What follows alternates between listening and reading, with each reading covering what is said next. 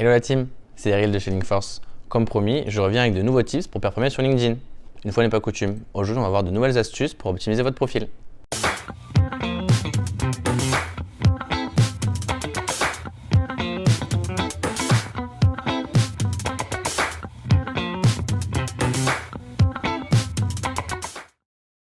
Optimisez votre résumé. S'il y a bien une partie de votre profil qu'il ne faut pas négliger, c'est bien le résumé. En effet, c'est elle qui va convertir vos visiteurs en nouvelles relations potentielles. Je vais vous montrer quelques recos. Choisissez votre cible et mettez-vous à sa place. En général, les questions à se poser, ce serait pour quelles raisons elles auraient besoin de vous? C'est dans votre accroche que vous pourrez attirer vraiment l'œil du visiteur.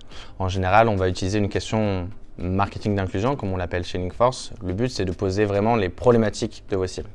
Dans votre message, pensez bien à faire apparaître tous vos mots-clés. C'est grâce à eux que vous serez mieux référencé en interne de LinkedIn. Utilisez un ton qui vous est propre. En général, les gens vont plus facilement vous reconnaître grâce à ça. Quant à votre texte, essayez de le structurer au maximum. L'objectif est vraiment de faciliter la lecture, quitte à sauter quelques lignes, ou des emojis par exemple. Dans ce résumé, on distingue bien le contexte avec l'accroche. En quelques lignes, on arrive à connaître les offres de Linkforce et ce qu'elles proposent. Ensuite, nous mettons en avant nos solutions qui répondent à la question posée initialement dans l'accroche. Et pour finir, n'oubliez pas le call to action. C'est vraiment lui qui va permettre aux visiteurs de rentrer en contact avec vous. Mais avant ça, une petite touche de personnel tout de même avec une phrase descriptive qui vous décrit un peu plus en détail vos passions, votre parcours, vos valeurs. En résumé, faites-vous plaisir. Valorisez votre expérience. Vous avez déjà dû le remarquer, cette partie ressemble à votre CV. C'est d'ailleurs pour cette raison qu'il va falloir la rendre la plus attractive possible. C'est justement ici que l'on va chercher des informations précises sur votre entreprise.